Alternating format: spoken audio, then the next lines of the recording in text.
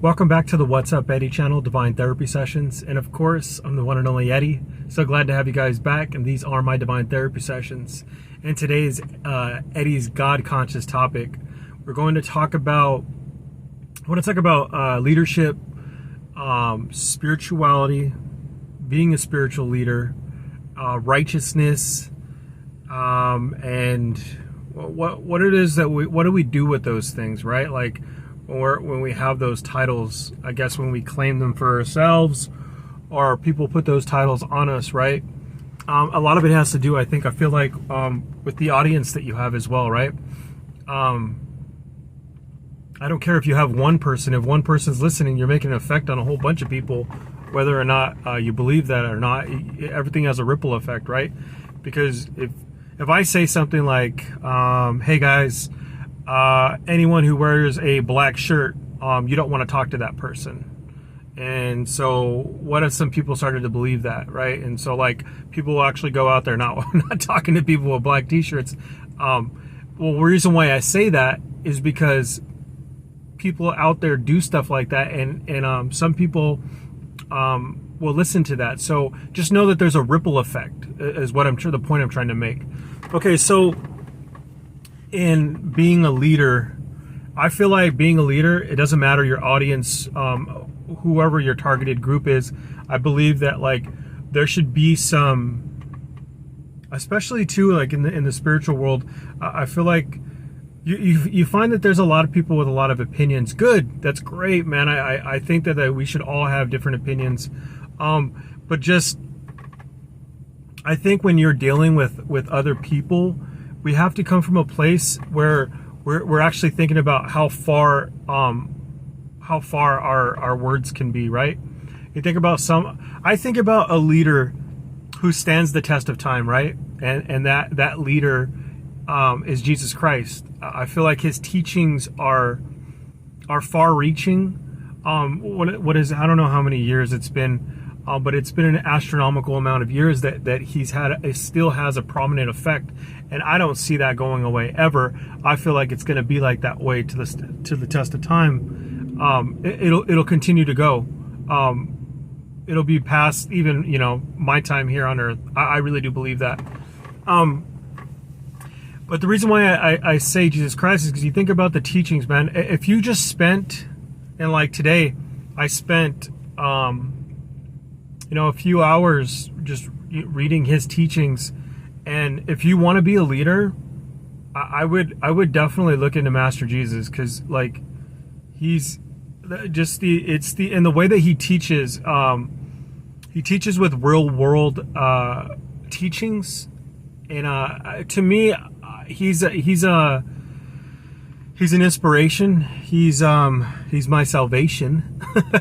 But he teaches me all the time. Every time I go back to the Word, it's like a whole different set of it just means something different to me every time. So I bring it up to tell you guys this. I know that we can, because we have, I know the Awaken, right? We sometimes we come off as if we're know-it-alls, or we know everything, and that's not the truth either. There's a lot of things that I don't know still. I'm still in the early stages of this. I'm just listening to my calling, right? That's all I've done. And that does set me apart from the crowd. And then persistence and consistency is also key factors. But I think that when we're in the spiritual field, or we're in a field that's going to uplift humanity, I think that we have to make sure that we maintain because we can have this, what am I trying to say? It comes off as superiority, I think, or like this, like mass justice. When I think we find that sometimes in the church, where we have people, everyone sins, and then one sinner looks at the other sinner and is like, wow, like thank God I'm not sinning like that person, So it comes from a place of judgment, and all of us are equal sinners, right? Like yeah, of course, like I think there's degrees to it, but it isn't on you and me to figure that out, right? I'm sure that's even in the teachings as well. But getting back to it, I think we're obligated to our people as leaders to come from a place of fairness, of righteousness, and not righteousness in the, because I think that everything has, you can turn something good into something, or you could turn something, anything that's even deemed, I guess, good per se, into a low vibrational thing, right? So like I think about righteousness, and I think about like the teachings of back in that day when, you know, there's people that feel like they're more superior than other people, and you know, like Jesus, he was explaining that like it's not all about this platform, right? Like the rewards, the riches. I mean, most of my teachings, you guys, come from Jesus, comes from ancient wisdom, philosophy. That's the reason why I adopt a lot of this stuff, is because I know it works. Someone like that can't get, you know, or hasn't have that far reach if they're not speaking truth, right? It's high vibrational stuff, and so that's why I implement. When I say righteous, I don't mean it in a place where like I'm better than you and I'm telling you what to do.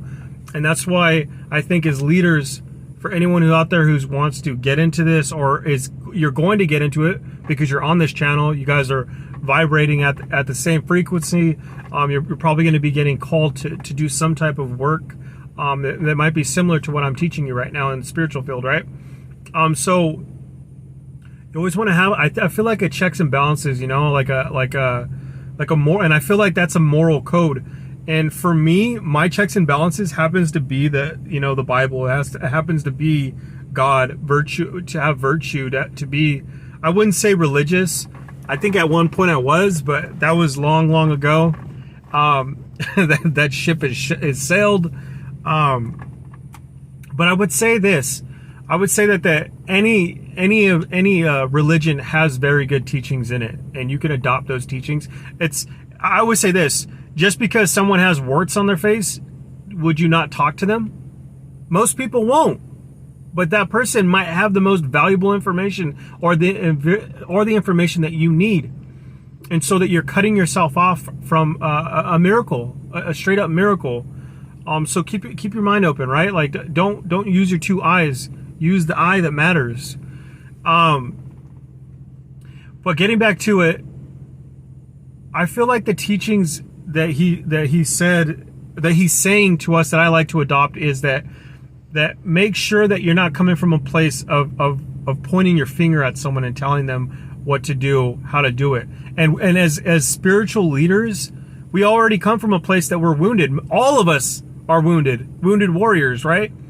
I wouldn't be here right now if I didn't, and I'm still healing, you guys. I'm still healing from things that are going on today. You see it in my videos. I talk about it all the time about my mental warfare, right? We come from a place of healing.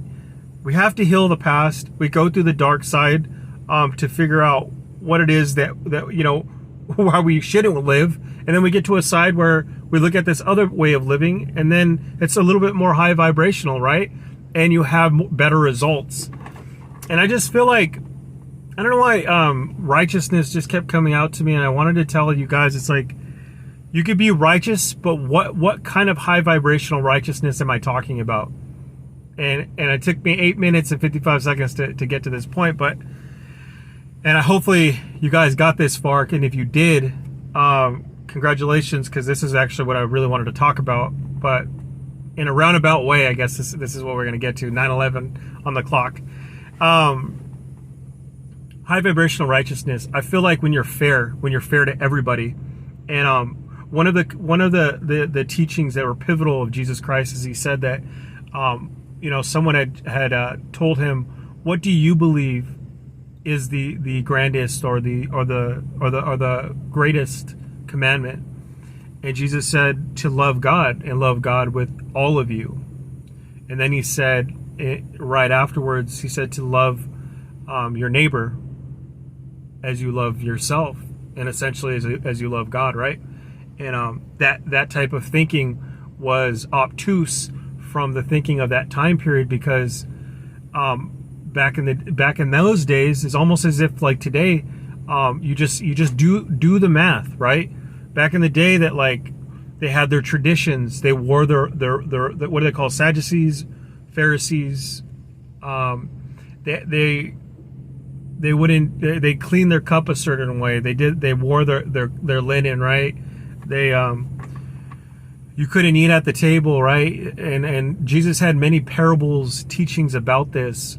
You know, it's like, I'll go into probably the teachings later of Jesus Christ, go into details, because I feel like he has mastered many concepts, and that it would be a travesty if I didn't go into those teachings. But one of the big ones is to love your neighbor. And who is your neighbor, right? And many big operations, corporations, adopt this principle of treat others how you want to be treated, right? The Army, one of its freaking ethos, not ethos, but one of it goes off of an acronym called leadership. And one of the definitions is literally treat others how you want to be treated. I think it's like the definition of integrity. I forget which one it was. But what I'm trying to say is something like the Army adopting a literally what Jesus had said, right? And what I'm trying to say is, overall, is who is the neighbor? The neighbor isn't just your loved ones, treating your loved ones right, because your loved ones are the ones that you're operating with all the time, right? Think about people who are in low vibration. Don't they love their mom too? Most of the time they do, right? Of course, if their mom did something to them, I mean, at some point maybe that changed. But like, what I'm trying to say is that it's pretty easy to love your family, right? It's really hard to love and treat someone with respect and forgiveness like your enemy. That's a big one. Or like someone you don't know, or someone who looks different from you, someone who is outside of your skill set, someone who is better than you at things. See, though, that's the real test, you guys. That's the leadership qualities right there. Is when I think a great leader is a person who can get rid of their own ego, their own pride. I've seen it many times. That's why I love my experience in the Army, because I got to see so many different types of leadership styles. And I would say that like the best leader out there is the one who can get outside of themselves and pick up another person, you know, even if that person's better than them. Because I've seen leaders who are in competition with their own soldiers, right? Like, and I think that you see that in the work area, and you know, it would be a travesty. I haven't seen it quite yet, in the spiritual field, but I know it probably exists. You know, like you got people out there who are working from ego, and they're working from a place of pride, and they don't want to look a certain way. But I tell you that having righteousness, having virtues, having a moral compass, and these things that Jesus has taught us about God and about what those are God's orders, right?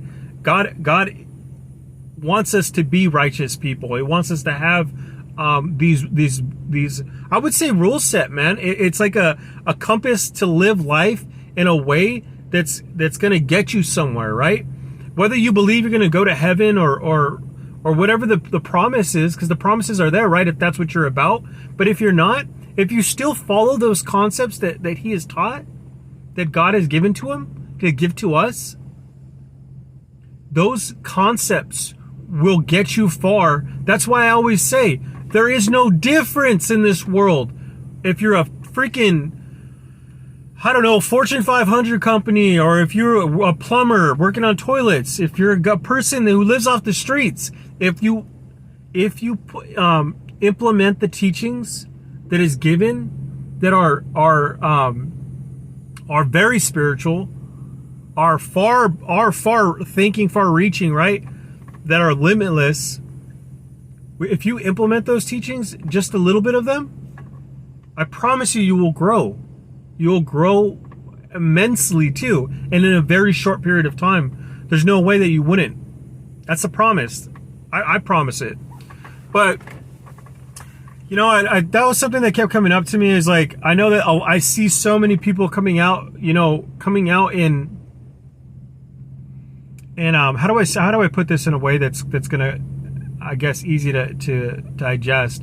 I would say this, you guys, there's a lot of people coming out, right? Good for you. I want to see, the spiritual community, people teaching what they believe in too. They're like new concepts of it, right? Concepts that almost sound like, oh wow, that sounds so unfamiliar. They're like, I don't know if I could digest that, right? That's good. That's beautiful. But let's not use spirituality and weaponize it, because it's not meant for low vibrations. And when you play with gods, because it's all gods, this is all God's paradise. Whether you believe it or not, it doesn't belong to you or me. I don't know how many times I've said this to my viewers, and I have some. This is temporary. You have to give it back. All of it has to go back. All the things that you earn have to go back. So there's a difference between the earthly rewards and the heavenly rewards, the etherical rewards, right? The eternal reward. Because we all know that we have a consciousness, and that consciousness might just be your soul. And if you have a soul, that means that you're supposed to do things in a certain way. There's a divine order. There's a divine law, right? It depends on what you believe in. I happen to believe in that, and I believe that what you do here makes a difference in what's going to happen next. You know what I'm saying? So if you live here and you're doing that YOLO thing, oof, that might not be the best way to go, right? And I'm telling you guys, man, your earthly experience will be so much better if you implemented spirituality. If you enter these concepts of fairness, right? Of course. But I lost my train of thought. But I just wanted to get this out there. I just kind of want to start talking about stuff like this. I feel like these teachings I stand the test of time, man. There's much to learn from. There's much to unravel. And guys, that's all I got. I love you guys. Make sure to subscribe, give me a thumbs up, and I'll catch you guys in the next one. All right, man.